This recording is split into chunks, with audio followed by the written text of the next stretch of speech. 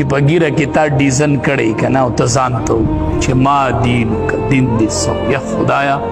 څه جواب به خدای له ورکو په دغه ځای کې به جواب څه ورکو چې د دین باره کې تپوس وشي او مونږ په ګیره کې ډیزن کړی وایي به چې دا د چا دین و هم ته ځان ته وګوره دا دین د چا و دا ته په کوم دین وي دا تا ته کم شریعت ښودلی و دا د کم پیغمبر سنت و ته وګوره ځان ته برابر یې په کم دین باندې مړ وې په کم دین به پاسې نو دا کم دین دی چې مونږ ګیره کې ډیزن وکړو د 1,24,000 پیغمبرانو سنت دی او مونږ پکې مذاق اړو کو چې دې قبر کې تپوسو کې چې ما دین که دین دې سو